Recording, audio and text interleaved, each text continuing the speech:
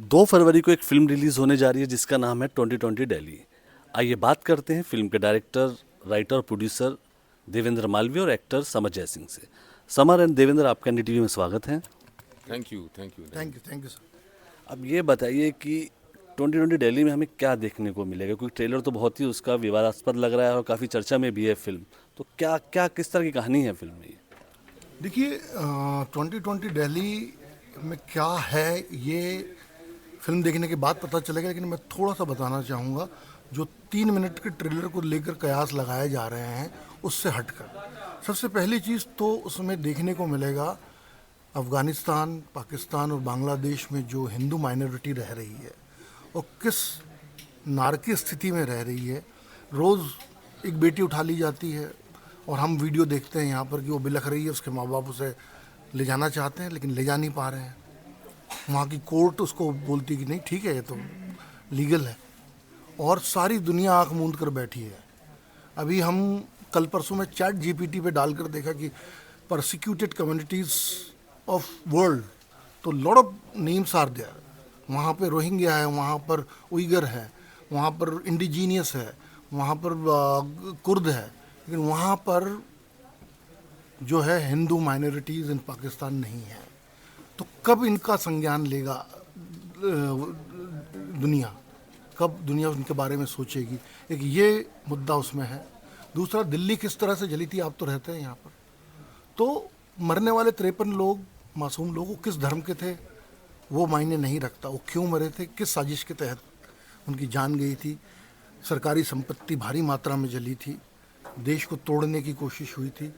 तो ये जो बात है, इसके पीछे क्या क्या साजिशें हो सकती थी, तो ये जो रियल इंसिडेंसेस है इनसे इंस्पायर्ड है।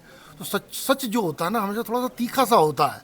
तो वो जो तीखापन जो अभी लग रहा है, इससे लोगों को लग रहा है कि हिंसा भड़काने वाली बातें हैं।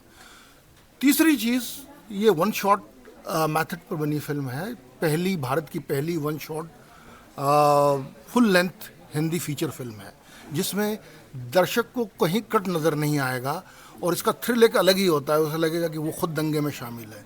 कहीं से भी पत्थर आ सकता, कहीं से भी पेट्रोल बम गिर सकता, कहीं से भी गोली आ सकती है। तो ये तीनों चीज़ों का एक बहुत ही बढ़िया ब्लेंड है 2020 दिल्ली। जो भी देखेगा उसे एक नया सिनेमा इंट्रोड्यूस होगा हमारे देश में, जो कि अभी हमारी जो ऑडियंस इतनी मैच्योर हो गई है, वर्ल्ड का इतना कंटेंट उनके पास पहुंच रहा है, भारत से भी एक अच्छी चीज़ मिलेगी। बाकी सर बताएं। समर, आप ये बताएं कि टीवी पे आप भगवान शिव का किरदार करते नजर आए हैं और इस फिल्म में किस तरह का रोल है आपका? इसमें मेरा जो किरदार का नाम है वो भी शंभू है। शंभू तिवारी एक पुलिस ऑफिसर है। और इस फिल्म में बड़ा बैलेंसिंग एक्ट है उसकी। जो जब राइट्स भड़क गए हैं और सारी चीज़ें हाथ के बाहर जा रही हैं, तो ये कैरेक्टर है जो सारी चीज़ों को कंट्रोल में लेता है और फिर किस तरह से वो कहानी का जो क्लाइमेक्स है वहाँ पे क्या, किस तरह से उसको कहानी को अंजाम तक पहुँचाता है। तो ये कैरेक्टर है। अपार्ट फ्रॉम दैट, जो हमारी पूरी कहानी है वो ऐसी है कि आपको जब आप देखोगे ना, थोड़ी वो डिस्कम्फर्ट में डालेगी। बहुत ज़्यादा फील गुड फैक्टर नहीं देगी, आपको सोचने पे मजबूर करेगी। क्योंकि आम तौर पे जब हम दंगों का जिक्र करते हैं तो हमें अपरेंटली दिखते हैं कि दो कौमों के बीच में झड़प हुई है और वो झड़प बढ़ती बढ़ती दंगों में तब्दील हो गई, लोग हताहत हुए हैं। लेकिन उसके पीछे की जो जड़ है उस पर कोई नहीं जाता है। तो हमारी जो कहानी है, जिस तरह से हमारे दो मुख्य किरदार हैं इस कहानी में, वो आमने सामने आते हैं और उन सारे मुद्दों पे बात होती है जिसकी वजह से झड़प होती है या दंगे होते हैं। तो ये एक मतलब हमारी सबकी एक जो प्रायोरिटी रहती है, चाहे वो पॉलिटिकल प्रायोरिटी हो, कि इन चीज़ को दबा के रखना है ना। लेकिन जब हम आमने सामने बैठ के बात नहीं करेंगे तो वो उसका खुलासा होगा नहीं और उसका कोई निष्कर्ष नहीं निकलेगा। तो ये उस थीम को भी एड्रेस करती है। तो देवेंद्र, किस तरह की रिसर्च किया आपने इस फिल्म को बनाने से पहले, क्योंकि इस तरह के टॉपिक को आसानी से हाथ तो लगाया जाता नहीं है? देखिए, जितने भी इंसिडेंसेस या जितने भी चीज़ें इसमें मैं दिखाने जा रहा हूँ, सारी की सारी एफआईआर्स दर्ज हैं, तो वो कानूनी रूप से काफ़ी है और कोर्ट में सारे केसेस हैं। और चार्जशीट्स दाखिल हो चुकी हैं। तो इन सब का हम लोगों ने काफ़ी स्टडी किया है और साथ ही साथ मीडिया पे काफ़ी जानकारी अवेलेबल है, लेकिन उसको शायद कोर्ट ऑथेंटिक नहीं मानता। इसलिए मैं ज़्यादा वही कहूँगा कि जो एफआईआर्स थी, जो कोर्ट में अभी सबूत पेश किए जा रहे, जो चार्जशीट है, उसके आधार पर हमने रियल इंसिडेंसेस से इंस्पायर होकर हमने नाटकीय रूपांतरण किया है। हम कोई दावा नहीं करते कि ये डॉक्यू ड्रामा है, हम कोई दावा नहीं करते कि हू बहू कुछ दिखा दिया हमने, लेकिन सच को दिखाने के लिए हमने थोड़ा सा सिनेमैटिक लिबर्टी भी ली है इसमें। जैसा कि सर ने भी एक चीज़ बोली कि आपको फील गुड हमेशा नहीं होगा, लेकिन ये फिल्म की एक खूबी है कि इतना सीरियस सब्जेक्ट है, लेकिन आपको ये फिल्म कई जगहों पर गुदगुदाएगी, बीच में आप हंस भी पड़ेंगे। ये भी खूबी है इस फिल्म की, अब वो देखने के बाद पता चलेगी। और रही बात रिसर्च की, तो मैं आपको दो चीज़ें बता रहा हूँ कि हमने एफआईआर्स हैं, अभी कोर्ट में केस चल रहे हैं, चार्जशीट्स दाखिल हो चुकी है, आरोप लगे हैं, उनके हिसाब से हमने ये सारे कैरेक्टराइजेशन किया है और सीन डिज़ाइन किए हैं। अभी जैसे दिल्ली में इलेक्शन भी है, 5 तारीख को वोटिंग है, तो उसको लेके भी कई सवाल उठ रहे हैं कि फिल्म 2 को रिलीज़ कर रहे हैं, 5 को यहाँ वोटिंग है, तो उसको लेके क्या कहना है आपका? सर ये इत्तेफाक है या एक आपको? हाँ, ये एक्चुअली इसको रिवर्स देखना चाहिए मेरे ख्याल से। मैं डेट तो काफ़ी पहले से डिसाइड करके बैठा था। मुझे ऐसा लग रहा है कि चुनाव कैसे बीच में आ गए ये ये और अब मैं ये सोच रहा हूँ, मैंने कहीं और भी बोला था कि फिल्म मेकर को अब पहले पूछना चाहिए कि भाई कब कब चुनाव होने वाले बता दीजिए सर, हम तब तब फिल्म रिलीज़ नहीं करेंगे, है ना। हर 6 महीने में चुनाव होते हैं इंडिया में, अब कब फिल्म रिलीज़ करे कब ना करे बड़ी मुश्किल है। एक आदमी इतना सारा पैसा लगाता है। अभी मेरे साथ तो कोई, मैं इंडिपेंडेंट फिल्म मेकर हूँ, मेरे साथ कोई बड़ा स्टूडियो नहीं है, मैंने अपने बलबूते फिल्म बनाई है और भारत की पहली वन शॉट फिल्म बनाई है। भारत के लिए गर्व की बात है, देश के लिए गर्व की बात है। ये उपलब्धियों को छोड़कर उसमें मीन में देखा जा रहा है कि अब आ रही तब आ रही है, और अगर मान लीजिए अगर आ रही है और उसमें सच दिखाया जा रहा है ना, झूठ तो होगा, मतलब अगर दिख रहा है जो ये ऐसा हो चुका है, वही चीज़ें ट्रेलर से भी लोग कयास लगा रहे कि हाँ ये ऐसा घटा था, ये कैरेक्टर उस जैसा दिख रहा है, तो साँच को आँच क्या है। सच्ची बात अगर सामने आ जाएगी तो उससे नुकसान, सच से कभी किसी को नुकसान नहीं होता, सच से नुकसान उसी को होता है जिसको डर है। और रही बात, तो मैं ये समझता हूँ कि मेरी टाइमिंग बिल्कुल परफेक्ट है। चुनाव की टाइमिंग थोड़ी सी मेरे ख्याल से गड़बड़ हो गई है। जब मैंने डेट डिसाइड की थी तब डेट नहीं आई थी चुनाव की, ये अभी आई है बाद में, तो ये कोइंसिडेंस बोल सकते हैं आप। तो समर, आपने इस जो शंभू का जो आपका किरदार है, इसके लिए किस तरह की तैयारी की आपने इसके लिए? सबसे पहले तो मैं बात करूंगा सिंगल शॉट फिल्म में जो एक एक्टर के लिए चैलेंजेस होते हैं, है ना। तो क्योंकि इसमें शॉट की लेंथ बहुत ज़्यादा है और हमें टाइम भी करना है, क्योंकि फिल्म अगर हम ज़्यादा खींच देंगे तो फिल्म लंबी हो जाएगी, या बहुत जल्दी कम हो गया तो वो मोमेंट्स नहीं मिल पाएंगे। तो एज एन एक्टर हमारे लिए सबसे बड़ा चैलेंज था कि उस टाइम की जो उस टाइम के दरमियान ही हमें उस पूरे सीक्वेंस को शूट करना है। तो उसमें हम जल्दबाजी नहीं कर सकते हैं, उसको डिले नहीं कर सकते हैं। उसमें पूरी कोरियोग्राफी है, मूवमेंट है, पूरा कैमरे का मूवमेंट है, साथ में एक्टर्स की कोरियोग्राफी है, कहीं आपकी फेसिंग मिस ना हो। आपको इस चीज़ का भी ख्याल रखना पड़ता है कि शॉट का कॉम्पोजिशन क्या हो रहा है, वाइड में है या यहाँ क्लोज आ रहा है, तो आपको उस लिहाज से अपने परफॉर्मेंस को चेंज करना है। एक तो ये ओरिएंटेशन था एज एन एक्टर तैयार करने में। बाकी कैरेक्टर की तैयारी ये थी कि जब मैंने पूरी स्क्रिप्ट को पढ़ा, जब मुझे शुरू में ब्रीफ मिली देवेंद्र भाई से, तो मुझे ऐसा लगा कि शायद फिल्म थोड़ी लॉपसाइडेड हो सकती है, कुछ पर्टिकुलर एजेंडा के साथ हो सकती है, लेकिन जब मैंने पूरी कहानी पढ़ी तो ऐसा कुछ नहीं लगा, बहुत बैलेंस्ड कहानी लगी। और जो बैलेंस करने वाला फैक्टर है वो ये शंभू तिवारी है ना, जो इन दंगों को न्यूट्रलाइज करने की कोशिश कर रहा है, सारी चीज़ों को कंट्रोल में लेने की कोशिश कर रहा है। प्रेसिडेंट ट्रम्प साहब भी इंडिया तो पहुंच चुके हैं, वो दिल्ली में लैंड होने वाले हैं, तो वो भी एक स्ट्रेस है कि उनके मौजूद होते हुए दिल्ली में सारी चीज़ें कंट्रोल में आ जाएं तब तक। तो ये सारी पहलू थे जिस पे मुझे उसके बैलेंस पे काम करना था, उसके कैरेक्टराइजेशन पे काम करना था, कहीं वो किसी तरफ लींड नहीं हो, किसी पर्टिकुलर समुदाय की तरफ, उसका ध्यान रखना था।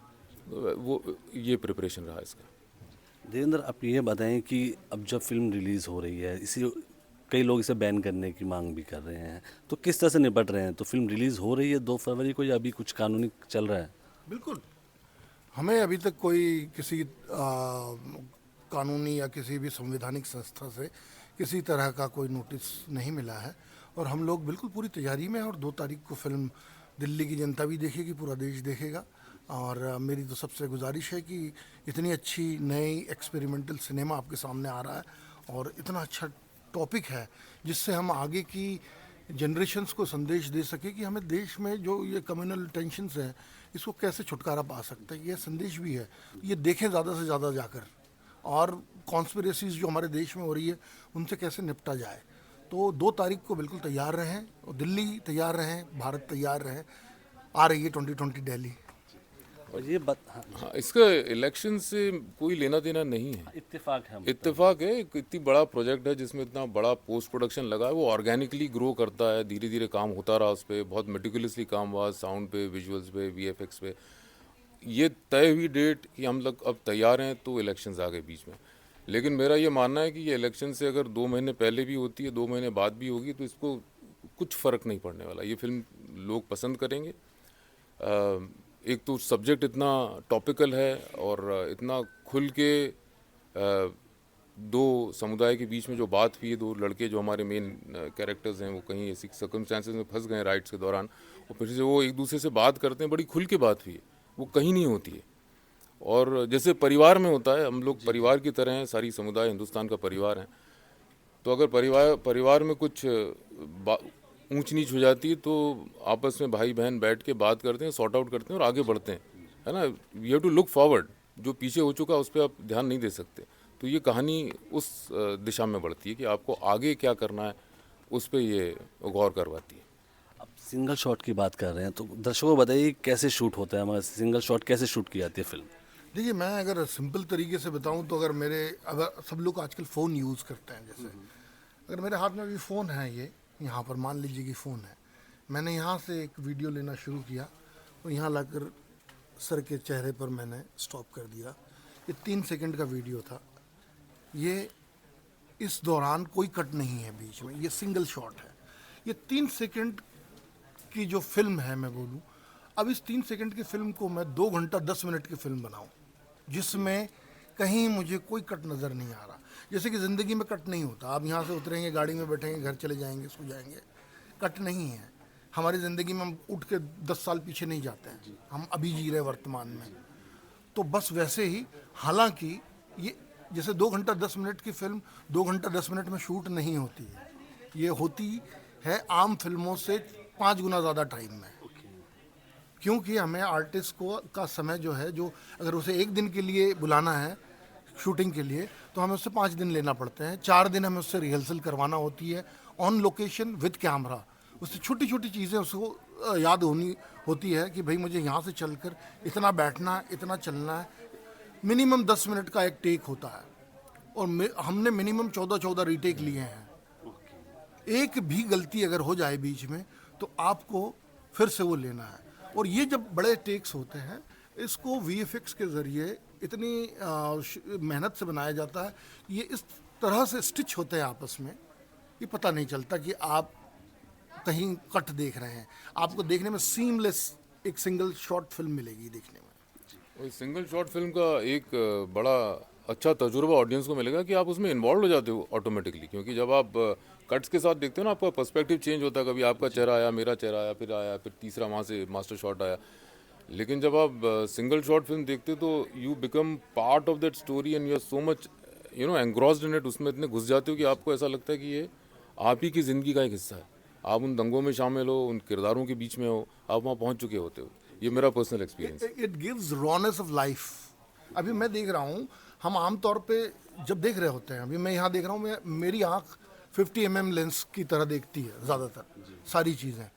बस वही हम जो लाइफ में देख रहे होते हैं वही एक्सपीरियंस फिल्म में मिल रहा है। अब फिर आप चेहरे में कभी भी मैं इतना घुस के नहीं देखता हूँ किसी को, ये कैसे दिख रहा है व्यक्ति कोई भी, ये कभी नहीं होता। तो हमारी फिल्म जो है बहुत रियलिटी के करीब है। वो रियलिटी दिखाती है कि आप अगर बाहर मर्डर हो रहा है, कोई जल रहा है, कितना दिखेगा, कैसे दिखेगा। आपको जो रियलिटी में दिखता है फिल्म में भी सिर्फ उतना ही दिखेगा। तो ये आपको एक बहुत ही रियल एक्सपीरियंस देने की कोशिश की गई है इस फिल्म में। देवेंद्र एंड समर, एनडीटीवी से बात करने के लिए ढेर सारा शुक्रिया और आपकी आने वाली फिल्म के लिए ढेर सारी शुभकामनाएं। Thank you. Thank you so much, बहुत अच्छा लगा आपसे बात करके। Thank you so much. Thank you.